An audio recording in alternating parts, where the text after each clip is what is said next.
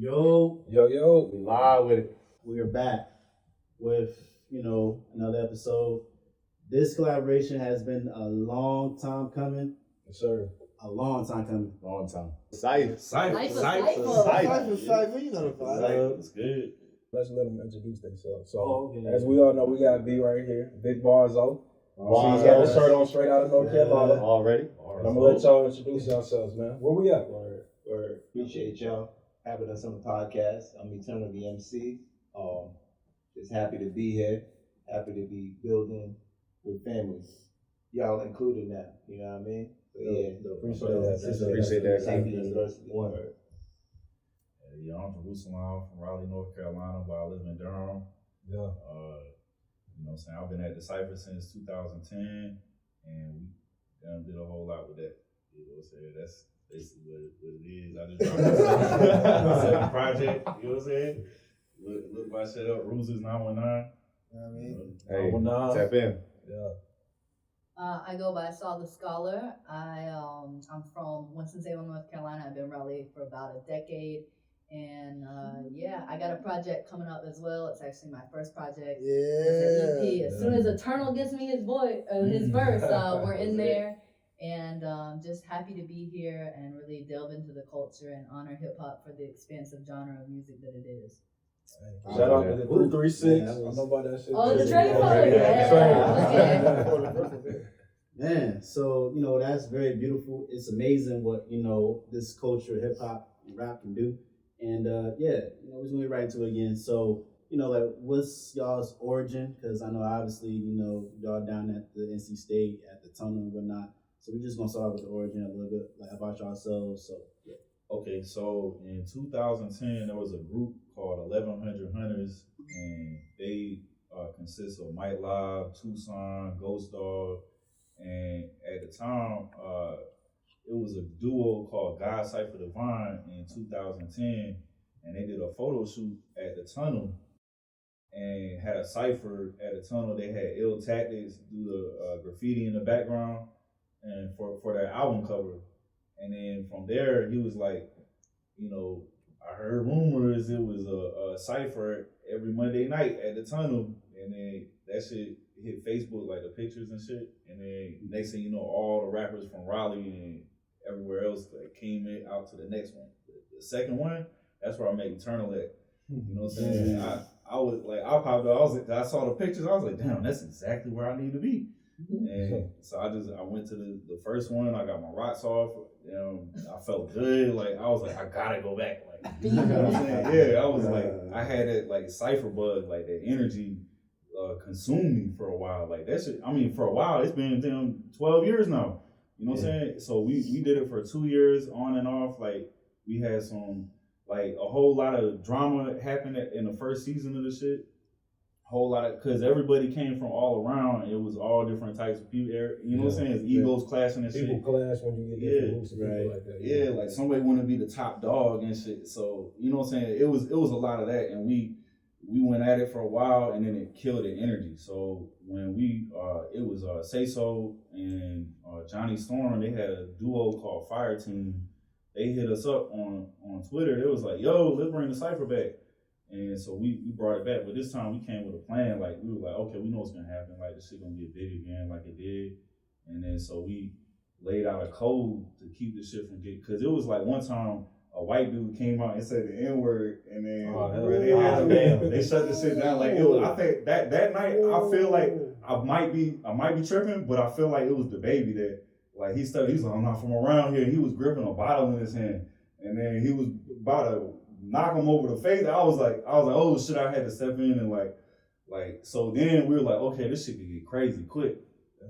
So we were like, we gotta come up with a code. We came up with the code. It was respect, project, keep the peace, fuck the camera, and be original. And so from there, when we came up with the code, that's when the shit really became a unit in the organization. So it was 2012 when that shit happened. You forget one thing though. Fuck the train. Fuck the train. Fuck the train. Never train nobody. Fuck the train. Because it's been moments when in a cipher, like it was somebody that, like people that, motherfuckers that stepped on my toes when I first came on the scene, like people that was standing on my toes, literally at shows and shit, they would come up to me and step on my toes, and I was like, damn, what the hell? I noticed this shit like once or twice. I'm like, okay, might just be crowded in here, but then 3 times, oh no, this motherfucker really stepping on my shoes, like so. But then same dude came out to the Cypher one time, and the train came through and cut his ass off. Promoting his album, and that shit drowned out. But so that shit come through and cut everybody off, and it was like, fuck the train. Bro, I think it's dope that y'all got, like, cause I'm speaking on the experience of just kind of being a bystander. Like I came and I saw, you know, all of y'all except for you, I'm just meeting you, Eternal, but I mean, just being out there is part of like the atmosphere that y'all created. Like you said, fuck the train, Cypha Cypha, y'all yell that shit all the time. So, but y'all got is dope, man. But one thing I want to say about what y'all said too that I think people need to take in, and it's kind of like game for the show. Like y'all had something that y'all did, and y'all did it for a while, and then y'all noticed, okay, let's take this break, and let's come back and let's rework it. Because I mean, that's what we're doing now with the podcast. Like we aired season 1, we had a lot of classic episodes, but it's important to take that break and then regroup and then come back even stronger for the next go round. That's for real. No, I get it. True. Okay, so let's get right into some more. So what's some of y'all's like artist influence? Because you know hip hop is like a broad range, like you can get inspiration from everywhere. So like what's like y'all's main like influences growing up? Like who'd you listen to and So I got my list. I think about this all the time. So like for me, hip hop is something that can transform the personal into the universal. And especially when you put like a sharp analysis on it, something that tells you life doesn't suck for no reason, but there are powers that be that oppress us through this, that, and the other mechanism. And not only is that why, but we have the power to fight back. So big people that do that to me, KRS-One is huge. I mean, that's my number one. It's the original. I had the craziest experience ever is getting to spit on stage with KRS-One. And that for me was like he was at, what's it called? Cat's Cradle last year, March, around this time last year. And at the very end, he was promoting his new album, I Am an MC, Are You One Too, which is crazy because his longevity. Like people talk about Hov when they talk longevity, which is great because it's Hov.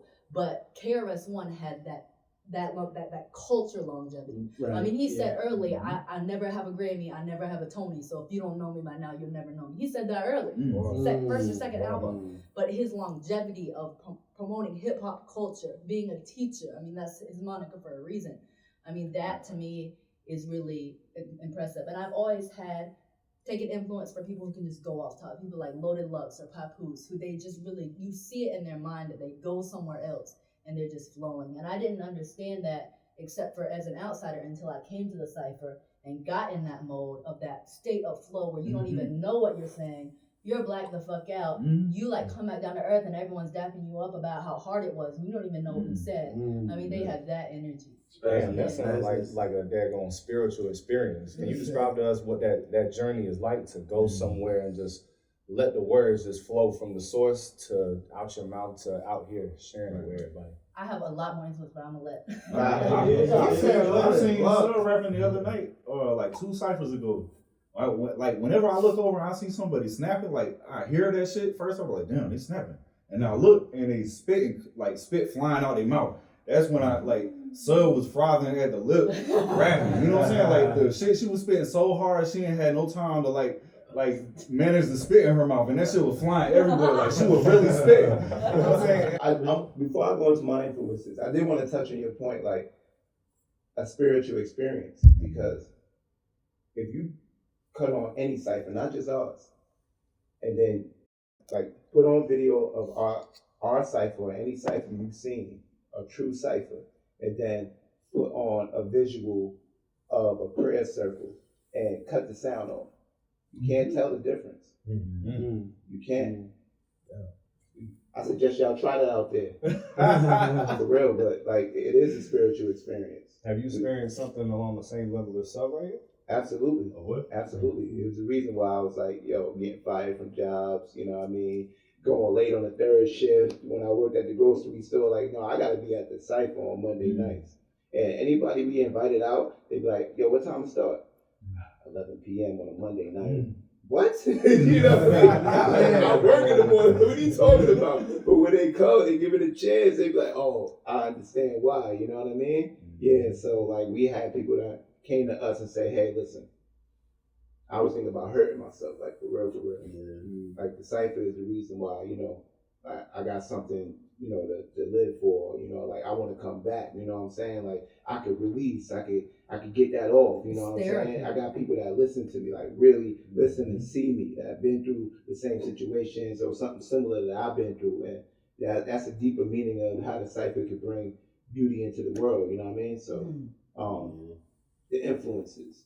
My influences growing up was the Notorious B.I.G., you know. I was actually, you know, raised in the early, mid, and late 90s. I got to see the Hypnotize video drop, you know, right when it aired, world premiere. Yasin Bey, Most Def. Like, I kind of tailored my career after him, like just a world traveler, a man of respect, a man of integrity, just the way him and Talib Kweli move as far as just hip hop culture. Now that you say that, bro, I see that in you. Yeah, absolutely. Absolutely. Like I also see like, you know, more of a Common influence too. You know the Common a lot? Yeah. Album B was huge for me. I mean, Kanye showed his ass on the production of that as well. Sure. However you may or may not feel about Kanye these days, but I mean, Common was big for me. Hey, y'all seen the crib? I got the Common, the Resurrection album up on the wall. Like, Common is that dude. So, like, what about you, Boris? Like, who's your influence? Funny. I was always like, my mom listened to a lot of shit when I was a kid. We be taking trips everywhere. Like, I got family in Philly. Like, I was thinking, I'm like 9. We go up there. It's around the time, like, Cass had Battle Freeway. I'll never forget that shit. Legendary. So, like, Legend. That's where a lot of my freestyle, like, Cass is a reason, like, a big reason I freestyle. Cass is the whole reason I started freestyle. But as far as, like, music, Kanye is a big one. A Tribe Called Quest. De La Soul. This is the shit I listened to growing up. So like, but of course Wayne. You already know. That's got to go everybody. You know what I'm saying? But yeah, like. Hey, so do y'all think that's a generational thing? Because we all kind of like in the same. Well, it's a few kind of outliers, but like we all kind of like in the same generation. So when niggas say Wayne, do y'all think Wayne really the GOAT, or is it just us? He's not the GOAT, but in generationally, terms of what he did for this generation, freestyle, like it's Lil That's Weezy, bro. Have you ever seen those videos of him in the hotels and he's just going? He's like probably off who knows what drugs. But he probably just fucked the bitch in the other room and he's just going. He's just going. Like really, like I suggest anyone watching look up those videos because in terms as a freestyler. Someone who had not only punchlines but his delivery. I mean, that was part of it. It's Lil Wayne, man. Like the swagger, the because I mean he's not the best lyricist by any stretch of the imagination. But in terms of cultural influence, that's Wayne. Metaphors and wordplay is crazy. Like Wayne created Lil Baby and Future. Wayne birthed a whole new generation. But I think what it is like, of course, there were rappers before Wayne that grew up to be commercially successful. But like the thing about some of the rappers like Jay, they kept that kind of poise where you didn't really get to see him. Wayne was one of the first rappers, I think, you know, that we seen growing up, watching him on TV, you know, hearing through the mixtapes and all that. Bling Bling is in the dictionary. Yeah, just seeing him being real. Bling Bling is really in the dictionary. You know, he got real loose. Wayne did that. Made it fun. Especially with Mr. Ruzi. Influences? Yeah. So, you know, I grew up like my parents were hippies, so they listened to Grateful Dead, Bob Dylan, and Neil Young and shit like that. And so that's like my native music. You know what I'm saying? So, you know, it wasn't until I would go to my cousin's house in Virginia And supposedly they got introduced to hip hop through some dude named Randy that came down from up north, and he brought like the boom back box and the colorful clothing and shit. Like he changed up the whole scene in Roanoke, Virginia. Like he changed up everything wherever he went with hip hop. I'm weak because my uncle got a story just like this. Same exact story. Down to the country and set the shit off. And so that shit spread from them to me. And when I would go to visit them, they were all about Tupac, Biggie, Wu-Tang. When I went in my cousin's room, I saw the Wu-Tang poster on the wall. I was like, who the fuck is that? That shit was scary. You know what I'm saying? And so it just left an imprint. So I begged my cousin, yo, please let me go back with a tape or something. You know, like I was a fiend at like 4 years old and shit. Like, so then he gave me a CD, Coolio. No, gave me a tape of Coolio. 1, 2, 3, 4. Get Your Woman, On the Floor. So I listened to that shit a million times. And then I went back and then he gave me a CD. It was Lil' Kim, and it was like the single version that came from the radio, like the instrumental, and then the song, and the edited version and the dirty version, and it had a remix with the No Time shit. Got No Time, but it was a clean version, so it was like No Time for Fake Ones.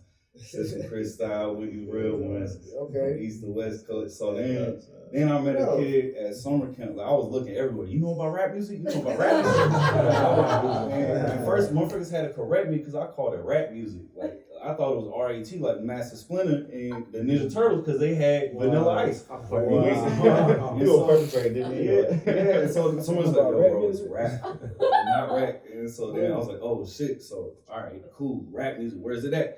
And so then we learned it's on the radio, and you know what I'm saying, about 88.1 had the underground hip hop, 97.5 had the mainstream shit. So, I just studied the radio. And then it was a kid that put me on the DMX at summer camp.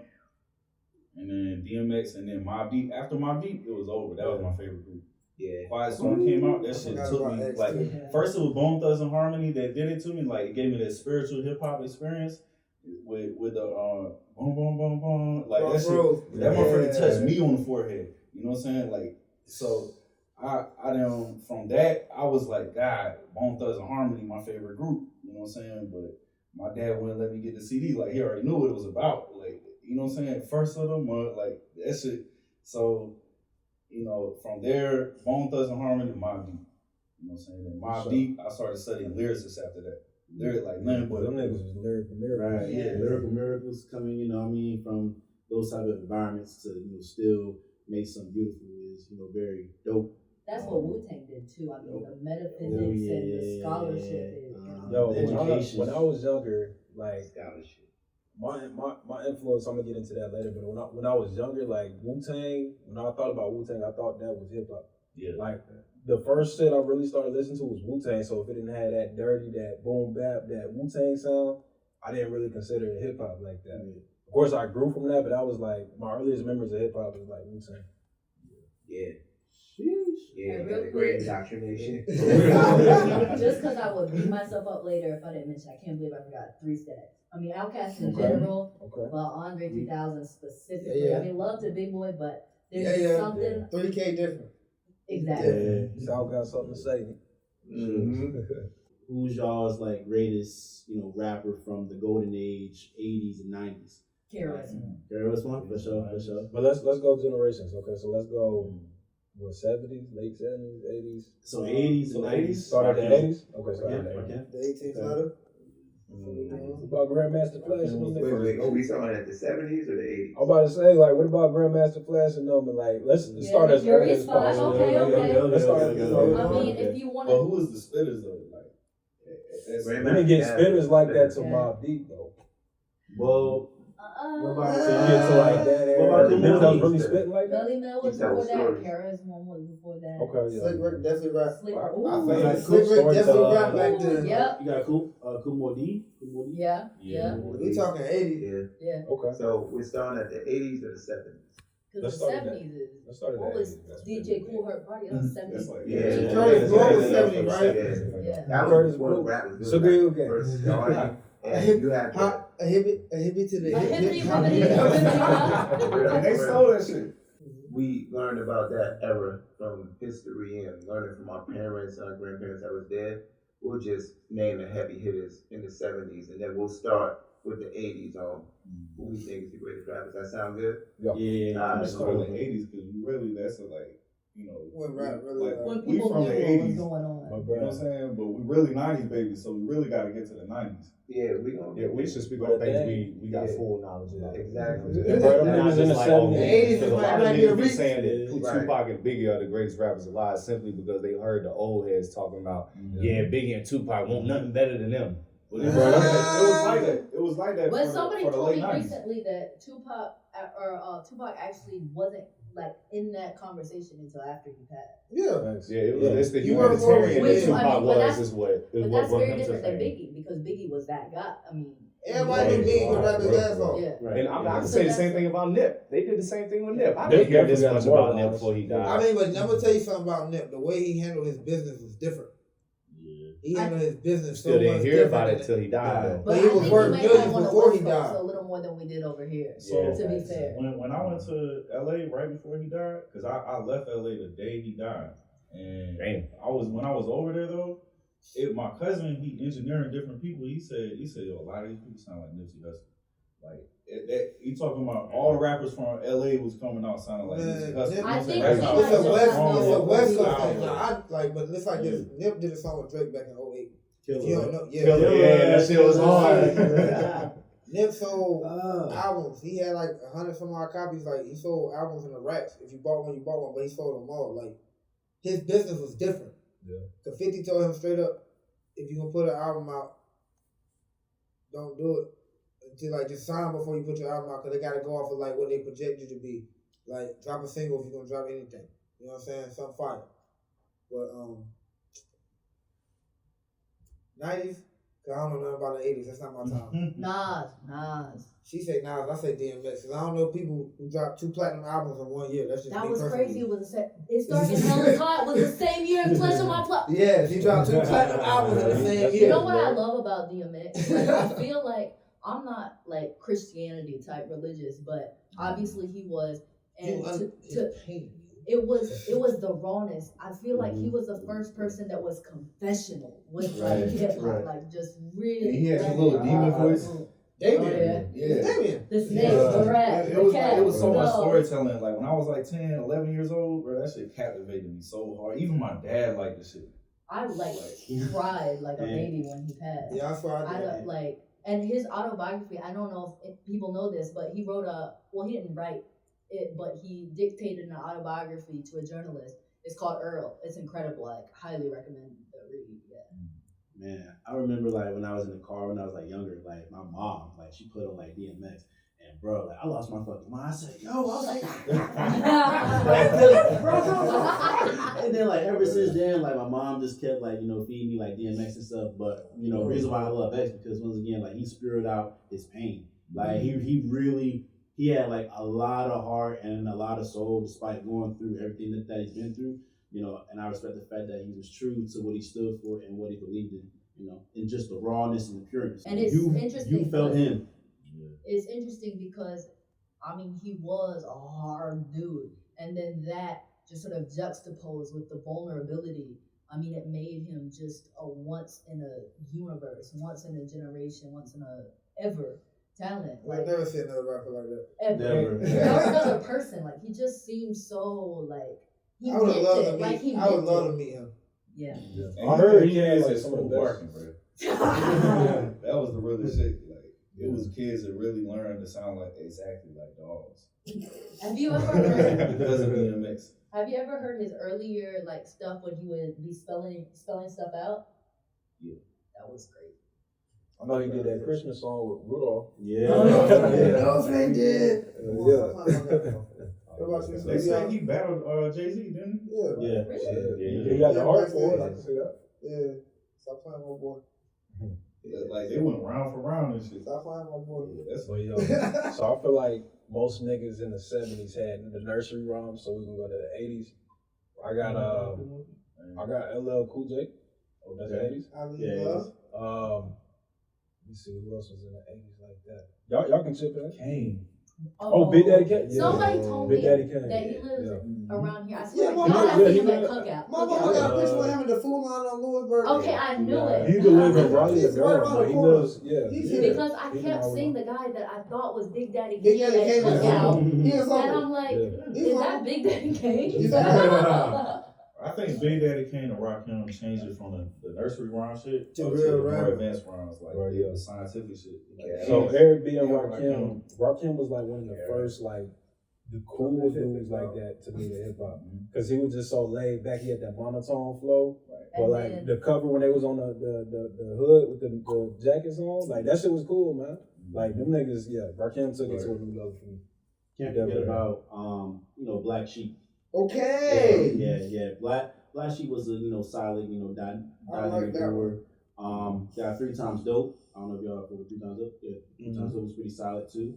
And Brand Nubian with Lord Jamal. Yeah. So those were some solid, late 80s. Shout out to the legends. .X, he lived out here too. And I think since you said Brand Nubian and so Rakim, Brand Nubian, Wu-Tang Clan, they all are the reason I feel like that we have Cyphers the way we have it. Like they're the ones that inspired the they brought the 5% of knowledge to hip hop, actually put it in the music so that it disseminated everywhere. You know what I'm saying? Right. And so it was, everybody saying the lyrics, not even knowing where it came from. You know what I'm saying? So that changed the game, and it also cemented when Wu-Tang, I think, went on television with the Cypher. That's when everybody knew what a Cypher was. Yeah. You know what I'm saying? And they're the ones that, I don't know. I mean, the Cypher already existed, but people didn't call it the Cypher. You know what I'm saying? Right. It's called a Cat Freestyle. Right. But I mean, it's existed since the beginning of time. Like if you really want to talk about the Cypher as a natural continuation of like oral history, and been doing that since humans existed. Facts. 80s, 90s. But we still talking about the greats. Yeah. Our personal greats. Yeah. The greats. Yes, you. Okay. The 80s, man, it's a toss up between the Blastmaster KRS-One and Rakim for me in the 80s, because they both like changed the absolute game. But you gotta shout out Cool G Rap, you gotta shout out Big Daddy Kane, you know what I mean? 90s for me is big. He's one of the reasons I started rapping. You know what I mean? So Notorious B.I.G. Pac is definitely up there for me. And we was talking about he's not in like greatest MC conversations, but he was like greatest leader of a movement, revolution conversation. So he was in like a whole different spectrum. He grew up with Black Panthers, you know what I His mean? mother was Black Panther. What's so crazy? What's so crazy about Pac? Her. I think that Pac was one of the first victims of, I don't want to say clout chasing, but a result of that. Because when you think about Pac, when he first came out, it was like on some revolutionary shit, like Strictly For My Niggas, that album. Yeah. And like just the shit that he was talking was like revolutionary. Yeah. Afeni Shakur was his like Black Panther. But Asada Shakur was his aunt. Yep. Exactly. But like what I feel like my generation and kind of like around our time frame, we kind of like first were introduced to him, but hit him up, of course. Right. So that's like some violent, some nigga shit. But he not. If you listen to his discography, most of the shit's not even like that. I mean, that was. But when around the time he got killed, he was really on that. Like it was a different time in life. Like once he got shot, he felt like it was big. You couldn't tell him nothing. It's just like what happened to 50 Cent. Like, you know what I'm saying? Hey, he was already fired, but that's when who he I got forgot shot, to it mention. solidified what he was doing. That's who I forgot to mention. Like my influences. Get Rich or Die Trying influenced everything I do musically to this day. What I was trying to say about like the clout chasing thing, do y'all think that sometimes, especially artists now, they get caught in this image which, kind of ultimately leads to their downfall? Like trying to be the tough guy, the hard, or nobody better not roll up on me, I'm riding with the switches type shit. Yeah, man, it's tough because I've worked in the school system, and I'll just tell you a quick story. I was at an assembly, and it was nothing but teenagers there. It was really like a forum for them to speak their mind. And I heard this one kid say, yo, listen, I'm literally depressed if I don't have 100 likes on a picture. it's that serious. You know, it's that serious to where people are just living in this virtual world, and their whole being and who they are is dependent on what people think on this platform. You know what I mean? Not just the social media age, you know. But clout chasing, as you said, clout chasing happened since the '90s. You know what I mean? Like anybody can get caught up for any reason. You know, like I'm a big defender of Pac. I want to go back there. I'm not going to do it right now because, you know, facts are facts. Like when he came out of prison, you know, he was clinging to whoever was going to like hold him down. He was looking for trust. So he got with Death Row and he embodied what Death Row Records was all about. Suge Knight was a real OG gangster. We know that. But nowadays when we talking about, we clout chasing. It's like now they're basically doing it. Like you hear this generation, some of them rapping about my ops, how I killed my ops, exactly how I did it, basically snitching on themselves. Yeah. What is that for? Because you're not like whatever money you're gonna get is gonna get seized. You're gonna get locked up forever, and it's over. You know what I'm saying? So I don't know what that's about, but when you talk about your concept and topic of clout chasing, yes, it's at an all-time high.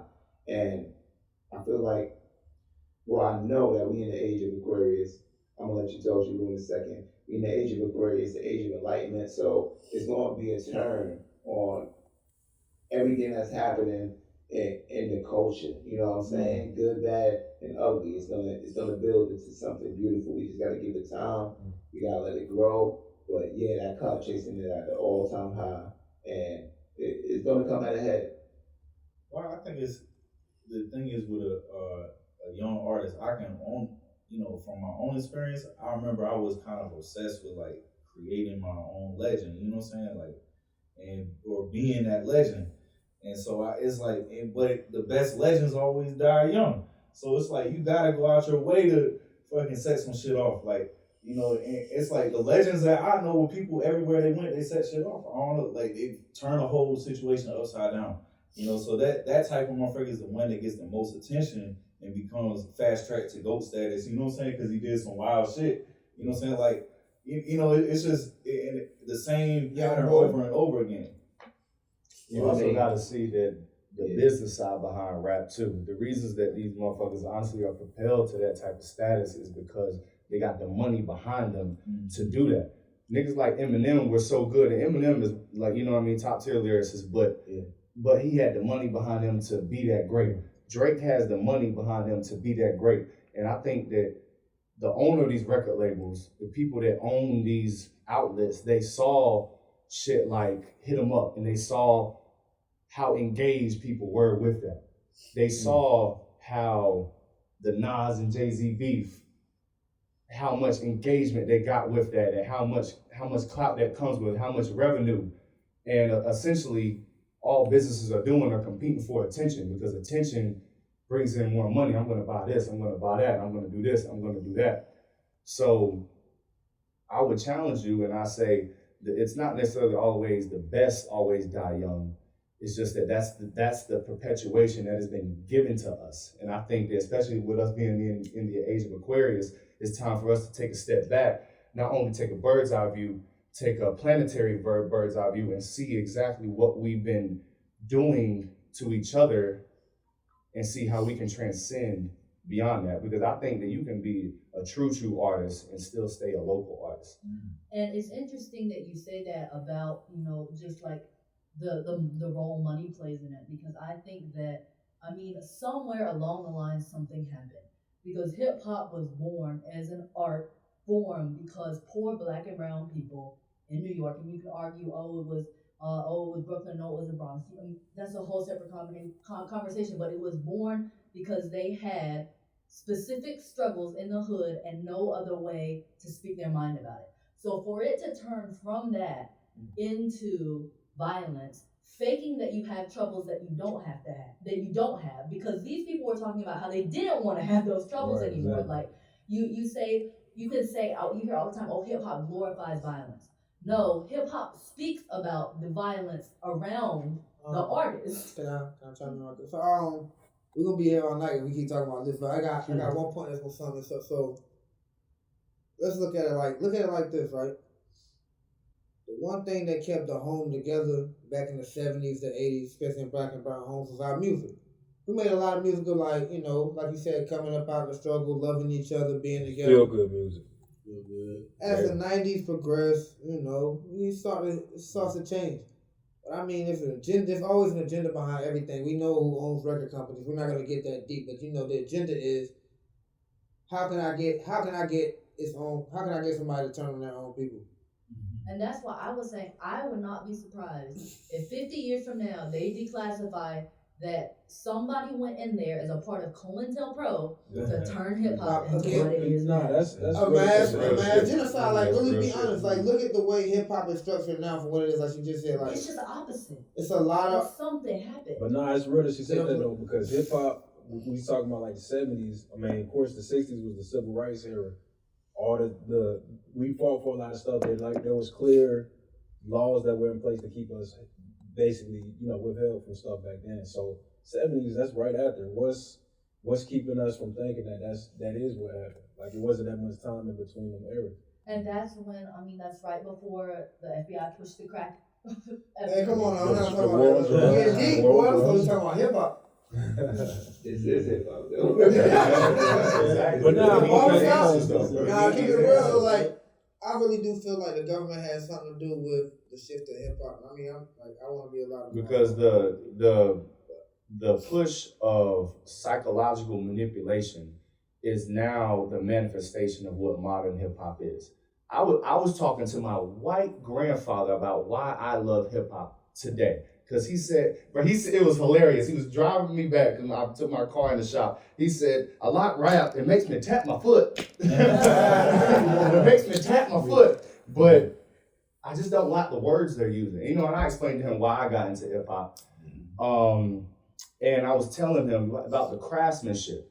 And long story short, I said, if you notice, year by year, we're losing the craftsmanship because it's being diluted with the psychological manipulation of what they're pushing out here. Listen to, I just showed y'all, and no disrespect to this dude, but Frito Gang, right? Fredo Bang. Nigga said Frito Gang. All right, well, fuck it. You know what I'm saying? So that motherfucker, right? And then look at your common artists, even in the 2000s. Go back to the 90s, then go back to the 1980s. Anything that we have as black and brown people, if it means something to us, and if it gets our attention, white folks take advantage of it. And the powers that be take advantage of it. And they twist it into a capitalistic platform that can just psychologically manipulate all of us into staying within this system of continuity, not a system of solutions. We're not in a system in America that gives you solutions. They profit off of our outrage. They want you to keep cycling your same emotions and cycling our same tragedies instead of breaking out of it. Why do you think everybody sounds the same? There's a reason everybody sounds the same. The age of imitation. And the revolutionary influence is gone. I mean, you have the Black Star tape where they're talking about like Nkrumah and Frantz Fanon and revolutionary scholars. And then now you have, I don't want to sound like a hater to call out anyone specific, but y'all know exactly what I'm talking about. It's just vapid. Bro, what the hell? I'll be a hater. I'll call somebody out. I'll call somebody out. Like, the game is foo-foo. Just because you cute don't mean you can rap. We was talking about this earlier. Hey, what happened with hip hop really was just that it got exploited. Because I feel like it was kind of a moment where it's kind of like the perfect storm, right? Okay, so we was talking about like earlier they were talking about getting out the hood and hood stories, but not talking about what they did. But you got to think like the hood, not everybody's the same person. So that's one side of the hood. But once we saw what was going on and hip hop became kind of well known, here come the drug dealers. Well, you gonna hear my side of the way. And they just made the shit so dope and made it so flashy. That's what caught on. So much. That's what I'm saying. So it was like the perfect storm, right? Without the West Coast, I swear to God. without like NWA, shit like that. Easy. I don't know if you think the East Coast would still have the gangster rap they have, the influences they have. 'Cause I ain't gonna lie.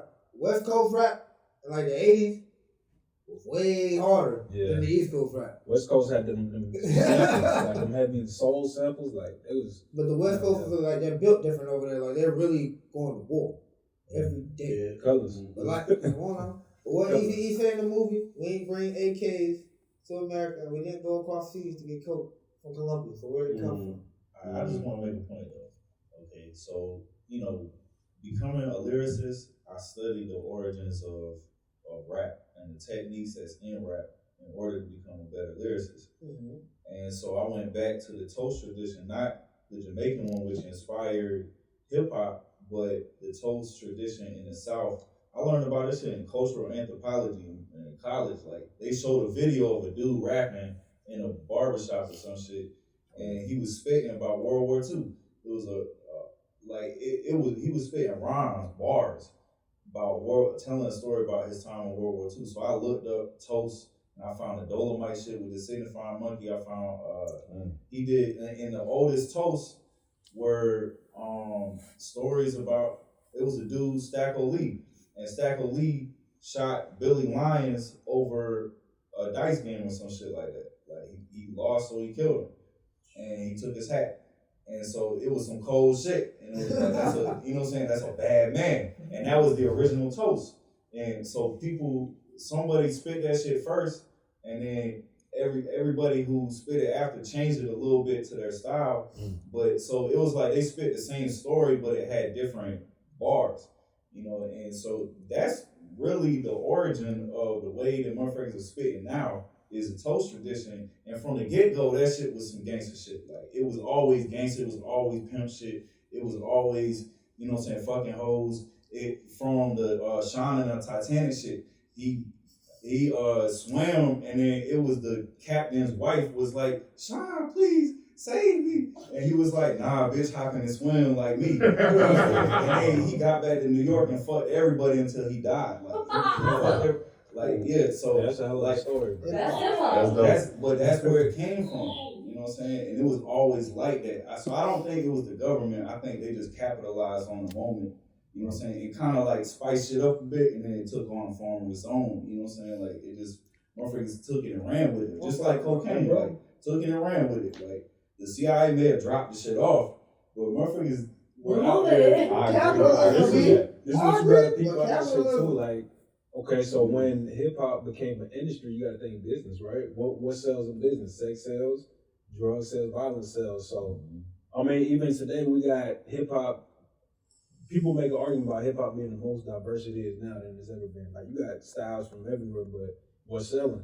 And you know what I kind of hate? I hate that women MCs are finally having their moment, and I just feel like it's not the right one. Yeah, hey, I'm glad that you brought that up. Because I like that that we lit in the club, I'm popping my pussy in the dick. I like that music, the Glorilla, the Ice Pop, I like it. But the thing is, that's the only ones that are getting hot. And I feel like, you don't know who Ciroc is? Yeah. Someone like Ciroc, I mean, she knew, because she said on her debut album, they trying to block me because I'm not like these regular bras, speak revelations off the top like I'm Audre Lorde. So she knew she was never going to get popular because she understood the industry. Someone like that, and even someone who is really, really popular, like someone like a Rhapsody or a No Name, they still haven't got, they're not celebrity. To your point though, do y'all know who Bahamadia is? Yeah. Bahamadia was one of the nicest spitters alive at one point in time. And that's my point. You know what I'm saying? She was the nicest spitter out. Like a woman spitter, she was the nicest woman spitting. And you know what I'm saying? I asked you know about Bahamadia? Nobody know about Bahamadia. You know what I'm saying? So it's like she wasn't Lil' Kim she was my first CD. You know what I'm saying? Like Lil' Kim had the influence because she was doing exactly what the top women spitters is doing now. Lil' Kim actually rapping. But Lil' Kim can rap. Lil' Kim was really rapping though. So big. You know what it is though. You know what I mean? It's sonic warfare. We know that. You know what I mean? So they're perpetuating, the industry is perpetuating what they want to put out there to generate profits. And that's why What you gotta say? Real quick before I forget, I just wanted to shout out some women spiriters I know that are dope. Yeah, Life the Oracle is super dope. Nejma Nefertiti, I may have butchered her first name. Oh my god, she's crazy. Crazy. Yeah, y'all gotta check her out. Y'all ain't hear from her? Y'all gotta check her out. She's insane. Let me ask you a question. Since you're talking about female spiriters, who's a dope female storyteller? Because I heard some that got bars, but who's a good story? Il Camille, she's out of LA. Il Camille, she's just like a Ciroc. She's a very good lyricist and a good storyteller. Like, Okay, I'm gonna check her out. Are we talking about like now or just? Check Charm Taylor. She's from Magnolia. So New Orleans, Louisiana. Yeah, she gets into She's from Magnolia? Yeah, she We can do from Yeah, Charm Taylor. Yeah, she dope. And you got well, she's pop now, but I look back at her old catalog. She's like that Lola Brooke. Yeah. Yeah, I love the women Yeah. in drill. Like it's just there's something about it. It's really nice to see. Right. I know it's on fire shit about to drop, but this motherfucker nigga Scholar. Yeah. Dead ass. This shit about flames. Cypher. Where if you talking to me, one motherfucker I love is Young M.A. Nigga, oh my God. He done put me on I'll blast her any motherfucking day. You know what people don't understand is how long she had been rapping. You know Itty Bitty Piggy by Nicki Minaj. Right. The first time Nicki Minaj ever said Itty Bitty Piggy, not on Beat Me Up Scotty, but like the first time, it was on a mixtape, and Young Ma was on the same mixtape. Freestyling to a freestyle called Bake that was to Clips Grinding. That's how long Young M.A. was rapping before. I don't know what year, so I don't want to say because I don't know for sure. But that's how long. I mean, she was rapping like back then when Nicki Minaj had just written Itty Bitty Piggy. That's crazy. That's I crazy. feel like Doja Cat could be the woman Kendrick Lamar. Nah. No. I feel like she could. On that note, I feel like she could be. You know what I'm saying? But she's not. on that note, we out of here. It's too many shenanigans. We out of here. I ain't gonna count. I ain't listened to enough for her to even know that. I heard that cow song and that was it. Like that? Yo, when I heard She some sounds songs, nice. she spitting on that shit. Like, and I'm like, who's that? You know, and my girl be like, Doja. I'm like, fuck. She be spitting like Kendrick though. Like No, It's like she got that versatility. When he talking I'm about, saying she could be. Could Yeah, be. you know what I'm saying? But it's like, I feel like there's a lot of foolishness or some shit that must have happened that, like. so like potential. She has the potential. The potential, Yeah, but that nice was. Sweetie got the potential. She don't know. Yeah. She got the potential, Whoa. I'm like, Sing it, Ralph. this shit different. I said, huh? Like who? You're like, who is this? And then I said Doja Cat, and I'm like, oh, that's she different. She different. Right, I heard from more than one person say that they secretly in a relationship with Doja Cat. I was like, what? Like, How the Now she fuck? naturally different though. But It's a lot of influence that's happening on Doja Cat, bro. It's like the nerds are activating over her or something. the best tweet of all time was when Noriega tweeted she's showing feet and facial fat. Yeah, that's crazy. Yeah. That's what I'm talking about. That's the stumbling block right now. Bro, They know shit like that. When people do goofy shit like that, I kind of just dismiss them. Like after I heard that shit, I was like, I ain't fucking with this girl no more. Real quick, a woman MC is not current. I mean, she's still with us, thankfully, but not like as active currently. Ladybug Mecca, I love Ladybug Mecca. Like from Big Wolf Planet, there was something about the way she spat, just that coolness. Like she was just cool, like you know. And like her lyricism was there too, but more than anything, it was just so cool. Like she had that hip hop. the brat, y'all tweaked out. Oh, the Y'all brat is the tweaked reason I out. know I'm a lesbian. That's how I know. Hey, I didn't know that. I saw her. I was like, oh shit, I'm gay. I didn't know that's what I was about to bring up. Y'all, my fault. Is she pregnant now? Yeah, she's pregnant. So She half lesbian? I don't get that. What do you mean, pregnant lesbian? Yeah, like She wants a why? kid. And I I get think that. lesbian babies are the most beautiful ones because that's how you know they really wanted a kid. There was no accidental anything. There's no pop condom. And that's just how it happens. I actually had a relationship with not a relationship, but I had a thing with like situationship. Not even a situation. It was a little step further, but like I asked her the same question. I'm like, how do you have a kid? I thought you know what I mean? I thought you like fertilization. Yeah, and she said that what'd she say? She said, I'm 100% gay, but sometimes there are exceptions. That's not how it works. That's not how it works. But I mean, no offense to you, but there's not. She was probably not that gay. She's not 100%. Most lesbians that are really lesbians, they have a donor or a surrogate. I mean, that's it. And some people, I mean, the luckiest situation, the cheapest situation is if the woman has a brother and then he donates the sperm. And then it's like a scientific medical procedure. I mean, you kind of try not to think about it too hard, though. Yeah, that's smart. Keeping it in the family. We're so off topic. I'm so sorry. I said they right and then went left. So, to get back on topic. So let's move up to, modern time, like right now. So who's y'all like greatest rapper like right now in the current culture? Like me, off the top, I gotta give it to Cole. For me, Cole. I consider that more like that's 2010. He's still rapping. He gotta come out. Wayne's still rapping. He just came out with a DMX song. Okay, that shit was fire. These are Carter 6. Carter 6 It's Carter 6. That's what it's gonna be on the Carter 6. That's a single for the Carter 6. So I'm ready. My notable mentions. Y'all niggas gonna laugh, of course. All right, hold up. Let me quiet. Yeah. So Davies, my nigga Davies, a trench nigga from the trenches to work his way up. Dave East, Conway. Conway had a very powerful story. I hate y'all. I just want y'all to know I'm 2 for 2 so far. Yeah, 2 for 2. Hey, he got the whole list down. My nigga, you gotta laugh. Oh, bro, say your shit. Go ahead. Huh? Good. Benny the Butcher. Yeah, okay, Benny. Yeah. 3 for 3.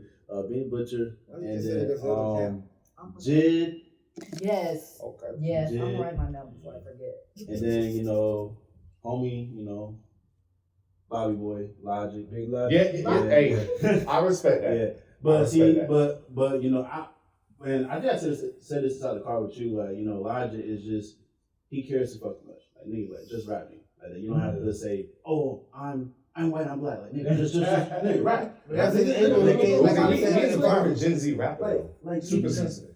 Super dope. But see, in his earlier catalog, I said, all right, like who the fuck is this nigga, bro? Like he's he got that hunger. Rap. Like rap, and he's saying something. He's like a modern like 90s type of like dude in that like lane. Boom bap. But now it's just like nigga, like you like I ain't saying that you bad, but it's just you have to. But see, when you feel like you got to prove a point so hard like that means you insecure. Right. And so it's like so with me, he always just seemed kind of goofy because like the shit that you was talking about, like he trying to prove his point so hard, versus than you. Like, right. Yeah. So I feel like with Logic, he was a great spitter. Like his flow and cadence was on point, but when I listened to the words, I just wasn't hearing too much. Like it was just things that rhyme together.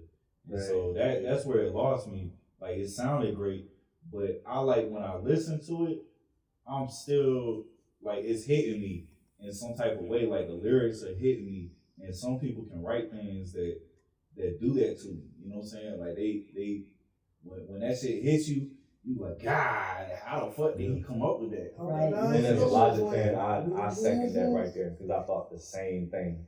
Because I feel like after probably The Incredible True Story, that's exactly when everything that's exactly how it should sound. This last album he dropped last year, that's exactly how it sounded. Like the person who can spit great and got substance is Lupe.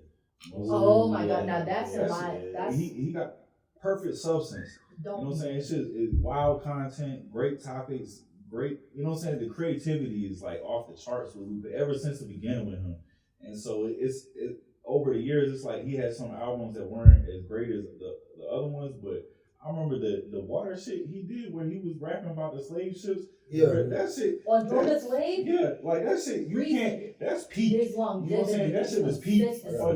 fucking. Oh my god! Like Yeah. I remember the Lupe, first yeah. time I heard Mural, I literally. I had like 30 minutes left in my drive. I just turned off my car audio system because I was like, what am I supposed to listen to after that? Like, you know, it's just the perfection of the craft and the stuff he chooses to say, the subject matter. He can go from an atomic level to like interplanetary in like half a bar. I mean, it's like that. It's like that. It really is. And I mean, 100 million% facts. Like, the only reason hip hop is not considered like one of the most impressive forms of science or one of the highest forms of art, I mean like opera or like sculpture, is racism. That's the only reason. Like literally the only reason, because what you have to do in your mind to rap well or to engage in hip hop well is synthesize like 1,000 elements at once and make it sound good. Say that again. The only reason hip hop is not considered one of the highest art forms in the world is racism. The synthesized part of it. You know what? Yeah. It's also psychological manipulation. I told you I was breaking down why I like rap, and my grandfather, he never really agreed with me. He kind of just chose to go along with the conversation. But, you know what I mean? He would just bring up his own example why he likes to listen to music. But it's also psychological induced ignorance. Like it's just a wall that's built up. It's just like the old folks just can't, even older black folks, older Hispanic folks, they're just like, I can't listen to that because that just sounds like noise. You know what I'm saying? It's also like that psychological part. It's like too fast. You know what I'm saying? They like that Eric Clapton. You know what I'm saying? Stapleton, Chris Stapleton shit. Like, you know what I'm saying? Slow ass ballad music. You know what I'm saying? That's what music used to be. You know what I'm saying? So they're used to that. And this shit came out of left field. You know what I'm saying? Just infected the whole world and took over, and probably the CIA was even spreading that shit too. Like, make this shit pop. They're gonna start selling crack. You know what I'm saying? So, you know what I'm saying? Everything, the universe went in hip hop's favor and blasted it. You know what I'm saying? So like it's everywhere now. I see Ukrainian kids, they fire as hell. Like, I listen to the flow. I don't know what the hell they saying. But that shit I know they killing the fuck out some Russians and they shit, but they're nice. These motherfuckers are nice. Like I'm like, God damn, he really a Ukrainian Kendrick, a Ukrainian Cole, a Ukrainian. You know what I'm saying? There's this little kid in Palestine. He's like 14, 15, free Palestine, and like I hate that I can't remember his name, but he's like, I mean, he's insane. He's rapping about like occupation, struggle, resistance, revolution. What hip hop is supposed to be about. Yo, hip hop has everlasting roots and ever spreading roots. It touches every community. I'm sure everybody, y'all got y'all 10,000 hours in. What do y'all say to people that say that like hip hop is a young man's sport? Look at Nas. Man, Nas still Nas, but is he being received well though? KD3, yeah. I think I love it. I love KD3. Oh man, man, all that. it's the shit he did with 21 Savage. When they say that, I just feel like they haven't passed a certain level yet. You know, if you're saying that and you're not, I don't even really consider you a part of the actual culture of hip hop. You might be a part of the aspect, the element of rap. They pawns. You know what I mean? You might be a part of that. You might be just, propagating. You know what I mean? Propagating, a certain theme that wants to be projected out there. But you're not a part of the culture if you say that, because a young man's sport. Every legend you know now was once a young man. You know what I'm saying? So what are you saying? Like, what do you actually mean by that? Get out the paint. There's enough space for everybody. You know what I'm saying? I would say a lot of celebrities that are the top rappers or hip hop artists that we know are really older than us. You know what I'm saying? But they project a youth image because it is like a common thing. And you feel it after you turn 30 in hip hop. Motherfuckers start, you OG now, and that means you old. You know what I'm saying? So but you also gotta look at who listening too. Like a lot of the listeners are the youth. So you want to kind of like put music out there for the youth, so to say. Well, I feel like you also got to understand that when you ask that question, you asking it off the basis of popular culture. popular culture is dictating that shit. I mean, and we talk about this on the podcast all the time. It's about radio play. And radio play I don't think it necessarily dictates the longevity of hip hop. Like y'all brung up all y'all favorites from the 80s, 90s, and 70s. The motherfuckers was not getting the most radio play back in the day. Mm-hmm. Y'all speaking to the roots. You know what I'm saying? Like it was the radio heads that really were pushing at least the forefront that was pushing that forward. And it's the same thing today. So I would say, respectfully, I say that's really not even a legitimate question. That's just a popular culture question. Exactly. Wow. That's why I was talking about levels. You know what I mean? Any generalized thought, and I know you just throwing that out there. I ain't directing this at you or anything like that. Yeah, you know what I mean? That's why I said respect. It's a young man's sport, you know what I mean? It's a young man's sport. Like, come on now. Like, oh, radio play? Okay, listen. I got 300 radio stations playing my song right now. So what are you talking about? Radio play? Oh, nobody's listening to that. All right. I got 15,000 people listening to my song. Like right now, if you look at my Spotify, for example, you know what I mean? So we're challenging theories, you know what I mean? And then when we talking about the culture, you know what I mean? Like I said before, your legends, you know what I mean? They're 50, 60. You talking about the Chuck D's, the KRS-Ones. You talking about the people that influence the cats y'all listening to today. You know what I'm saying? So what you saying? Like, I love getting into a debate about that because it educates people that's not on our level. You wanna know my favorite rapper is? What that? Missy Elliott. Hey! That's Lil Wayne's favorite rapper. Yeah, look, I was just about to say. I can't believe we didn't talk about Missy Elliott when we were talking about women MC. Word! Like, what's And Lauryn Hill, whoa. Whoa, yeah, we missed the whole mark. Whoa, that was I foul. apologize. I'm sorry, Missy Elliott, and this one. Also with that too, like, yeah, they maybe not be getting like the radio play, but I think that one of the marks of a great artist is if they can go on tour and they can still sell shows. Mm-hmm. So the people that y'all say, oh, they old, no, bro, I just went to a Wu-Tang and Nas concert. I was like, you was there?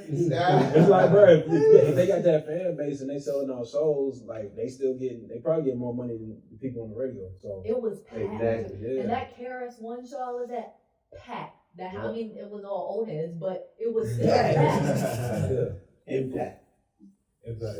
Impact. Well, I think Legacy. So the idea though that it's a young man's game, it kind of, hip hop culture holds artists to a different standard than other cultures hold their artists. Yeah. So it's like there's a shelf life. It's a lot short. Yeah, exactly, and it's a lot more rapping, and it's a lot harder to get the fan bases that these rock and roll groups are getting because it's solidified as a genre for a lot longer than hip hop is. You look at the other genres, like they got huge fan bases. When I did security, those metal bands filled out the whole spot. I never heard of these people, but they up there screaming and yelling, and people love that shit. You know what I'm saying? But the hip hop shows was like more sparse than that. Even people that was fire, like Snow the Product. You know what I'm saying? Snow the Product came out and she did a great show, but it wasn't as packed as the metal shows and the screamo shows. And so I saw it's like, and the dude put me on the security. He was like, that's because hip hop's a young genre. We got a lot more work to do. You know what I'm saying? I want to challenge you. I'm sorry, I don't mean it, but I think that it also has terms to do with population. So you think about hip hop is generally like the voice of what's the term? Like minorities. Mm-hmm. So I heard this the other day, like the black population in the United States is like either 13% or 16%. Well, at least where I live at right now, I don't really see that. But you got to think about when you get out to like Montana, like all of the outside of the major metro cities, you got to look outside of that. Like a lot of white people have those numbers like that. So yeah, they can go fill up a rock band concert because who was listening to that was majority of the United States. Hip hop, we still kind of like underground, even though we've been out, 50 and they plus got years. the stolen resources to support. Yeah, support their artists. You know what I mean? But I ain't gonna get too deep. Where do we see hip hop, going in the next few years? Because it's still young. Like obviously you got artists like Nas that's still coming at it like heavy. Him and Hit Boy, they've been doing like some great hits recently. I just seen like a clip on Instagram, but Nas like still spitting. Like spit. I said, damn, bro. Hunger, man. He's still going. Like this is like a 50-year-old man, but he's still going at it. Because and even Cole said this too in the interview. He said it in an interview with ESPN today. He said sometimes it's like you gotta be, delusional in a way where it's like you have to, sometimes like not be too logical, so that way you can, still have your creative thoughts and still dream to achieve bigger and more things. Cypher, man. Think about all the greats, man.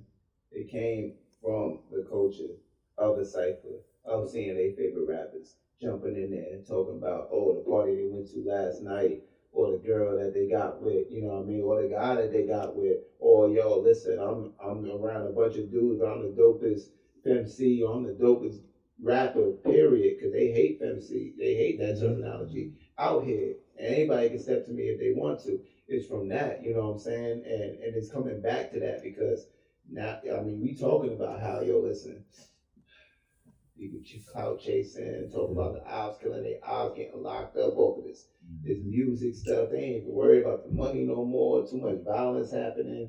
It's gonna come back to how it all originated. That's how I feel personally. Yeah. You know what I mean? In the next few years, like, listen, we about to hit a damn depression. Mm-hmm. You heard about the two banks that done folded. Yeah. You know what I'm saying? We about to. So what we going back to? What you gonna do when there ain't no money out here? What you like? Are you still gonna have the passion? You know what I'm saying? Like, to spit your truth and connect with people that feel the same way that you do, or can empathize and relate to your story and who you are as a human being. You know what I mean? We all here for a purpose on this earth. You know what I mean? And just to get back to your point, what you were saying, my personal opinion is it's going to go back to how things originated, because everything comes back full circle. Right. You know what I mean? Right. We getting enlightened, and that's what the age of Aquarius is all about, enlightenment and understanding, like, with the industry been on some bullshit. They only pushing their profit. They're not even signing artists no more. What they doing is, you got a brand? You got 100,000 followers? We can throw some money behind you. Get a little piece of that. You know what I'm saying? A little piece of that. We can work together. You know what I'm saying? You ain't got nobody? You got 20,000, man. All right, cool. Yeah, we'll build you up, but we gonna take 100%. Well, not 100%. We'll take 80%. We'll give you enough to function. We'll take 80% of everything you bringing in. You got merch over there? Barzo made it? We got you here, man. We got you. We the reason why they checking you for the TV. So we gonna need 80% of that too. The 360 deal, man. So we ain't looking to the industry no more. You know what I'm saying? We looking to the culture. You know what I'm saying? The enlightenment. We're bringing it back to the essence. I think the future is really Raleigh and Durham. Like, it hasn't. We haven't seen our time yet, and we deserve our time. And the 919 is the next up. You know what I'm saying? I swear to God, it's the next up, because we've been bubbling for a long fucking time, but the city is booming. People flocking in droves to the city. So they're bringing more population, more people, more power, more money, more economy. You know what I'm saying? Like, our shit is booming right now. Yeah. And it's quietly booming though. Even, like, you know what I'm saying, J. Cole at the gym all the time, and you know what I'm saying, everybody dad see J. Cole. During the festival, bringing in 80K people. Yeah. Now 100 this year. Like, our shit is about to pop, you know what I'm saying? And so the industry has yet to come here. We don't have a machine behind us yet, but we will. We will, and the shit's coming, and we have already been in the trenches building the culture with the Cypher for a decade now. Yeah. You know what I'm saying? So that's the, I feel like that's the future. Once people realize what we've been doing, you know what I'm saying, I hope it take off, like, you know what I'm saying, and go everywhere else. Like, and that's what I'm saying, because people don't know. Like, I tell people that this shit has been going on for over a decade on NC State, and they're like, whoa, like, and once people come, like, I bring my friends all the time. Once people come and they see it and they experience it, it's over, because people have never seen or felt anything like that ever. I mean, we battle with that ourselves, it's like, the Cypher, a decade plus strong. People come and they feel that essence. What if we get to a plateau where it's like, all right, now we got Coca-Cola coming at us. Now we got Red Bull coming at us. How get this money? Like, how do we keep the essence? You know what I'm saying? And that's an important conversation to have because that's what our mission is about. You know, we can get into that later, but listen, we have our plan. We know what we want. A lot of people go in this, oh, I want a record deal. I want a record deal. Oh, I want to get signed. I want to be big. And then they get the record deal and they getting raped. You know what I'm saying? Because they didn't have a plan. Remember, we did it like this because we wanted to do it differently than what we saw going on with people getting record deals. Exactly. Like, that's just not working. Exactly. It's like there are people getting screwed royally once they get in. So they sign that contract, now they locked in.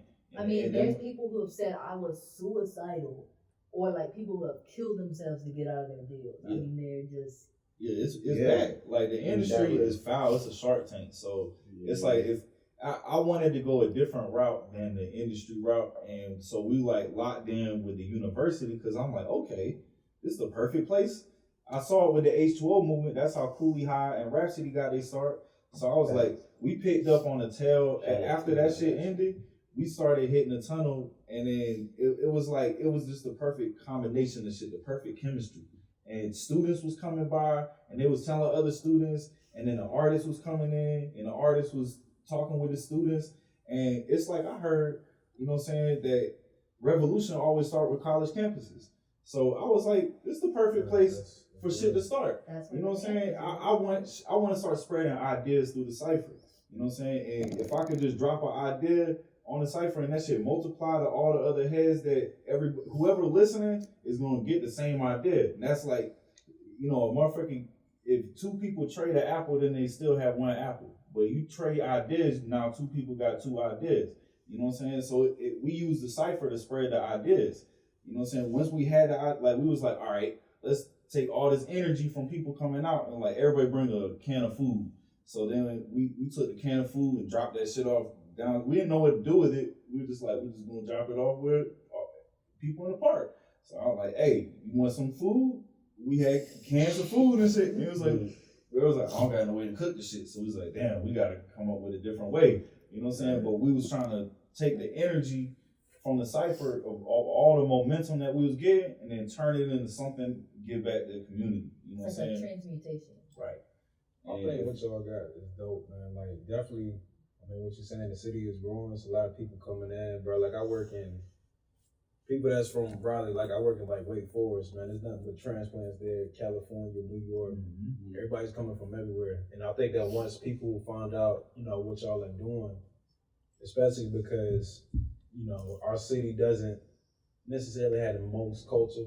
So what y'all doing is a staple. It's a staple, and it's creating something for people to fly to. You know, it's going to remind them of home. Thank you for saying that, bro. That means a lot to me personally. I think I can speak for the fan. I say that means a lot because that's what we say. We a staple in NC hip hop culture. You can't talk about NC hip hop culture without talking about Cypher University, what we do out here, because we're not gonna act like we freaking revolutionized. You know what I'm saying? But you know what I'm saying? Yeah. But people know what we do, and we keep it true to the essence. And not only do we do that, we connect with other Cypher organizations throughout the nation, and we spread our movement throughout the nation. That's part of our mission, to spread the network of Cyphers throughout the nation and the world under our code that keeps it peaceful, that keeps it original. You know, that makes sure you coming out there for the raw essence of that. And we've been approached by different, you know, organizations, no names needed, you know, in regards to like just monetizing what we doing. You know what I mean? Just me personally, you know what I'm saying, as the president of the organization, I've been approached in ways like, hey, you need to move in this manner, you know what I'm saying, to fully capitalize off of what you're doing. And I'm like, and that goes back to what Ninth Wonder told us when Ninth Wonder came out. He was like he gave like a little. He's like, what y'all got here is special. You know what I'm saying? And I want y'all to keep it sacred. And he said it like 3 times. He was like, keep it sacred, keep it sacred. What that meant to you? And I asked him. I was like, bro, what did you mean by that? Because that was like like an affirmation in my life. Like it was like he gave me a mission. Yeah. You know what I'm saying? Knife I Wonder. felt that just now too. Yeah, like he gave me a mission to like uphold this shit, and I asked him. He was like, "Don't let nobody come and try to take advantage of it." You know what I'm saying? Don't let nobody come and try to make money off of it. It's gonna ruin it. And so we kept it like that. And just not too long ago, we did a show as the Cyphers, and Cypher University cashed at me $50. You know what I'm saying? Like, like that shit. I was like, God damn, this shit finally paying off. Like $50. I know it's not a lot, but I'm like, it was a lot to me. And to see the seal, Cypher University, bing, I was like, wow, it finally worked. You know what I'm saying? Like we finally off of freestyling. It finally started turning up some type of money that we had invested in all these years, and now it's like people are hitting us up and like we want to rock with y'all and pay y'all to perform. And it has to feel so much more special because y'all didn't sell it out to do that. I mean, I came a little later than that, as y'all know, but like to have put in that work consistently for all those years and to have said no to big amounts of money, only for it now to start coming in and maybe smaller than it would have been otherwise, but it's real though, and you didn't sell it out though, and it's gonna get up to as big and bigger than what they were offering. Like, it has to feel crazy. And it's touching my heart for y'all to stick to y'all essence and that dedication to how sacred y'all want this to be. Like it doesn't matter who comes through here. It doesn't matter. We're in the age of Aquarius, as you said. It's time to stop simply just doing what would be the realistic thing. And man, y'all need to do this, y'all need to do that, y'all need to do that, and actually pushing for the ideal situation, because everything is impossible until it's done. Let me tell you something. See this guy And here? that right there. I love that. Let me tell you something. Love it. Nah, this guy here, I'm gonna tell you, like, remember, we go to Aquarius. Shut up. The age of Aquarius. Aquarius. Now, when we first go to South Carolina, it was us four, me, you, Drew, and Spooky. When was that? That was what, 2-3 years ago? Yeah, 2 years ago. All right, he was like, boom, we're gonna go. We're gonna make any money, no. He was like, listen, though. This is his exact words. I never he said, listen, Barbo, it's gonna be us, man. Trust me. My mind, I'm like, that's fast talking New York ass nigga. We're gonna see what he talking about. I mean, we're gonna see what he got going on with Nardos. Oh, good. It's been true to his word, man. Like, it's been.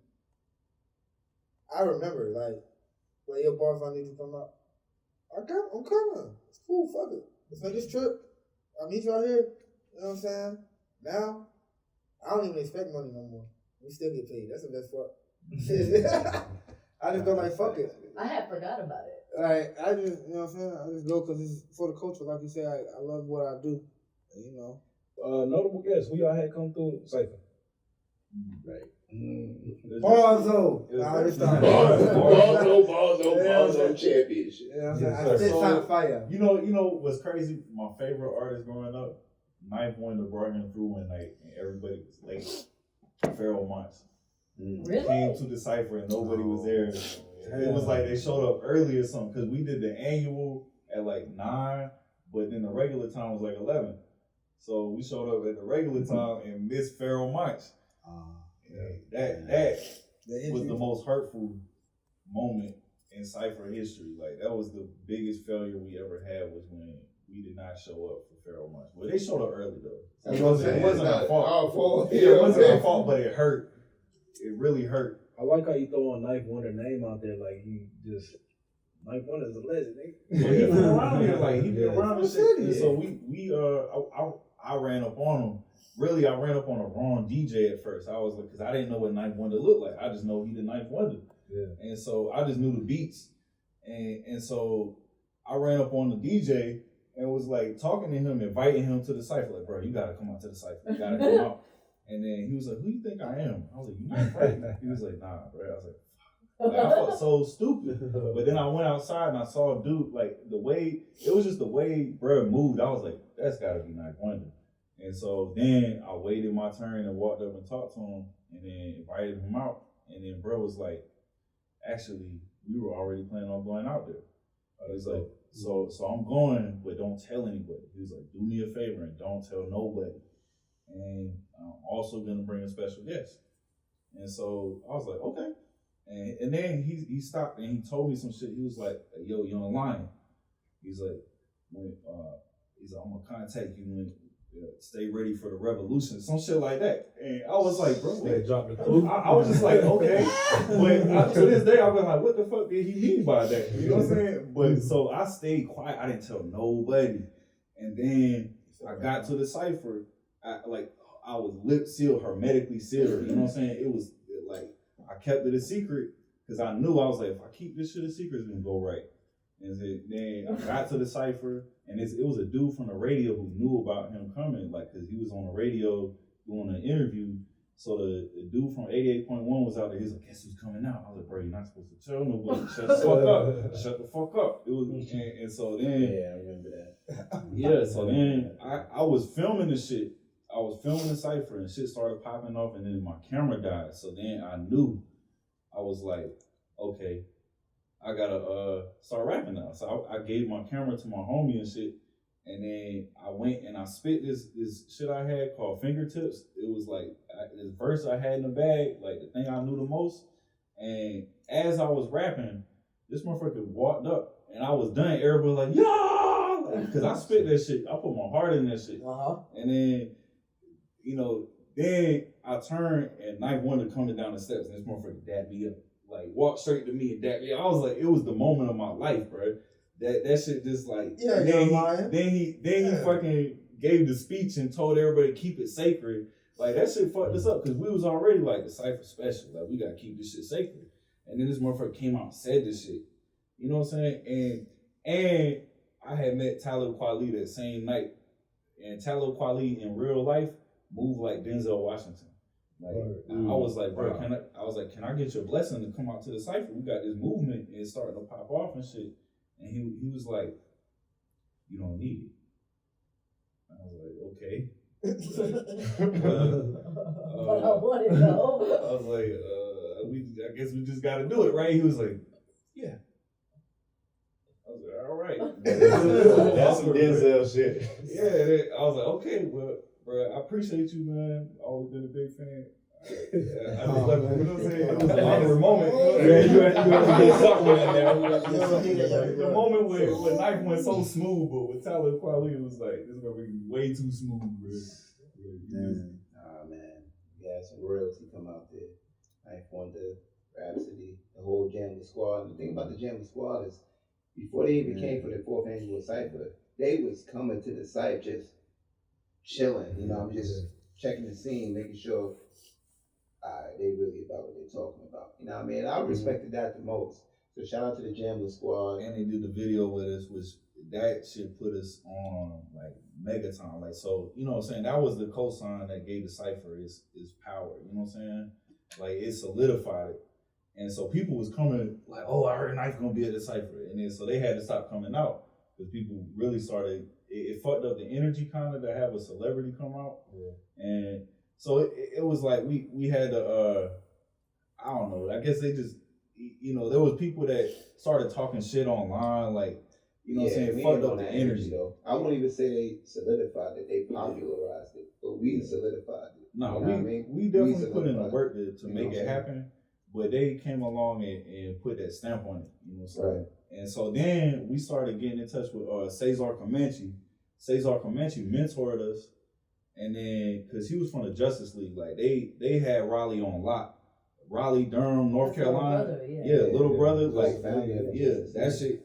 They were like the real OGs to us. So Cesar Comanche put us under his wing and taught us some things, showed us the ropes about how to get shows, how to go on tours, how to record right, how to have your tracks right. Put us on, like, he helped us get the set together when we performed for Capadonna. And then Capadonna gave us the woo blessing. Like, he was like, I'll give y'all the woo blessing. And then I was like, hey, bro, I got half a blunt. I'll smoke it with you. He was like, nah, bro, I'll take it on the road with me. And I was trying to take your shit. Nah, like, I got to smoke, bro. You Capadonna, you got to have shit to smoke. Yeah. That's dope, man. Blueprint, legend in the indie scene, rhyme sayers, you know, atmosphere, you know, who's my brother from Cali. The name is going over my head right now. Dr. Boris? No. Okay.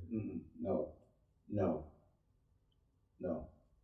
not Dr. Bars, but Atmosphere. He talk about Side Rock is signed with Ron Sayers right now, but he was signed with Ron Sayers in the 90s, and then went and made his own label, Weightless Recordings. So shout out to the Blueprint, came out there and Spooky did what he did. Yeah, he fucked up, bro. It's Spooky. Yeah. Shout out Spooky. Who was it? Prince Poe from Organized Confusion. Wow. Yeah, bro came out. Yeah, like, cause I'm again a huge Pharoah Monch fan, so I guess Pharoah Monch heard about it.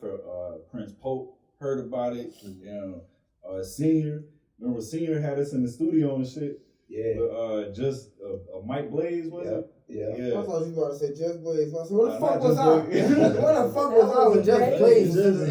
Just please. Remember when we was freestyling with Large Professor? Yes, we had a cipher with Large Professor spinning the beats. It's crazy. Right. And I remember afterwards we walked up and I waited my turn and then bro was like, "You did your thing." And that was it. Like when he said I did my thing, That's how you made the head young bro, mind. I was going through shit at that moment in my life, and shit was hard, bro. Like my heart was broken, but I had to do that shit because it was a mission. Like, yo, we gotta go rap for Large Professor. DJ K Hill. Yeah, K Hill put us on. Yo, dog, I got Large Pro here. Y'all gotta come down here. The dude that put Nas on. You know what I'm saying? And when he told me, E and me, he was like, "Did your thing, y'all did y'all thing." Like, bro, that shit kept ringing in my head for days. Like, it was like, I did my thing. I did my thing. Like, I need to take a picture of that. I'll find that pic, put it back up there on Instagram and all that. But those things mean a lot because these are the pioneers of the culture. That's telling us, yo, y'all on the right path. Y'all doing it right. You know what I mean? Everybody ain't getting that stamp. Everybody is not getting that stamp for a reason, and we need it like that because we gotta push this forward. You know what I mean? Like if y'all want it the way we had it, you know what I'm saying? Then y'all gotta get it like this. Actually, I'll tell you a quick story. It was a time where we had to choose between exclusivity and inclusion. And shout out to my brother Jay Raleigh. I'm gonna look at the camera and say that. Shout out to my brother Jay Raleigh because he challenged us on that. He challenged me and Jeru on that. You know what I mean? It was like, yo, listen, I know you gotta have bars when you come to the Cypher and everything like that, but isn't there a way for us to teach what we do so people can appreciate it more? We was like, yo, I don't know. Me, personally, I don't know, man, because if they come out here and they whack, then that's just what it is. You know, it's more like a purist thing. You know what I mean? How we grew up understanding it. It was like, yo, listen, we're on a college campus. We have the opportunity to educate. You know what I mean? Matter of fact, I'm going to show you. And he went out and created a Cypher at UNC Chapel Hill and showed us. You know what I mean? And showed us. And I was like indifferent, but Jeru was tight at a point. You know what I mean? Like, yo, he's taking our joint and running with it. I'm like, yo, nah, he's Cypher, bro. For a moment, we had the world record for the longest Cypher. And there was like 12 hours, so we did like 12 hours and 30 minutes. And so for a moment, we held the record, and that was Rowdy that put that shit together. Like he had us in the mansion 465 in Chapel Hill on the stage. It had all this food and water and shit, and it was 8 of us. And fucking 8 people had to rap for 13 hours, basically. And that shit, after that, I never wanted to rap again. Niggas ain't get sleepy? I felt like dying. Like, my shit was cramped. I was cramped. My feet hurt. I had no voice. Your mouth was probably like dry. Yeah. It was bad. Like I felt like I died on stage that day. Like we was just up there getting crucified, bro. Like, we was rapping so hard. Like that shit hurt. I don't even want to try to break the new record now. Nah, it hurt. I'm telling you right now, it hurts, bro. It hurts to rap that much. What's the record now? So I think it was a Soul Food Cypher that beat it, wasn't it? That as a Cypher, he's the longest freestyler. But the Soul Food Cypher in Atlanta did 24 hours or some shit like that. But was it the same people hours? continuously? I don't know. Because I feel like If we do like 100 of us, we could be. It won't 8. That's all I know. That's what I'm saying. Like, I feel like we need could, more we could people. take it back. Because if it was more people, you wouldn't have to do it. Hey, that's dope that y'all even If you got like that. 500 people, you might have to rap twice, 3 times. We can't take it back. That's a piece of history that y'all got. So y'all, that's amazing that y'all even did that, man. But so we enjoyed this conversation, man. We learned a lot about, y'all and everybody that's involved with the Cypher, the organization. Man, I just want to say I'm a fan. I definitely got to come out some more. I went out with Raleigh NC one time, and it was dope. And I just say, man, keep doing what y'all doing. Y'all gonna be a piece of the culture here, and Raleigh and hip hop are worldwide, man. So, without a shadow of a doubt, like you guys are, the best group in the state, obviously, and then it's going to continue to expand itself. I give credit to my dude Brandon right here because I've been going to the site like way back, like 7 years ago to 8 years ago, and then I said, like this shit is like very fire to have spots like this in the city because Raleigh is just Raleigh is Raleigh. We all know, but it's dope to have creative places to go to express yourself, and y'all legends in this. First of all, thank you. Yes, sir. Like this, yes, sir. like I don't have to know how to put a podcast together. You know what I'm saying? So it's like it's an honor. You know what I'm saying, to even be included in the conversation. You know what I'm saying? Oh man. So it really is like this a step up for me personally. You know what I'm saying? Like, but as the Cypher, it's even more dope. You know what I'm saying? So it's thank you for that. Yes, sir. With a symposium coming up on what's the date? 31st. The 31st. 30th and the 31st. 30th and the 31st at William Peace University. This is going in tandem with the Dreamville Festival, and we're gonna do a cipher at the symposium. There's gonna be a lot of great artists like the Sana Hanu, Mira M, Kaisha Jennings, Genius Party gonna be producing. Brainstemology will be in the building. Brainstemology. So it's gonna be a like a festival. Basically, it's gonna be a festival for the arts, a festival for hip hop. It's gonna be educational. You're gonna learn something, and we're also gonna have a cipher at the end. Everybody got to jump in the cipher, and we're gonna rock out just like that. Try to get Rod in the cipher for sure. And to the audience too, Peace of Mind's gonna be out there too. So make Full sure effect. like this is all a collective thing. Like everybody's gonna be out there, and it's gonna be lit. And I'm close to getting me a motherfucking ticket. Nigga I work with said, my girl ain't trying to go. So I might be out there. Hey, shout out to J. Cole and Dreamville. But I wanted to give y'all flowers too, because I've never been to the Cypher myself, but just even when I walked in the room and just interacting with each and every one of y'all have amazing energy. I can tell that y'all are honest within your nature.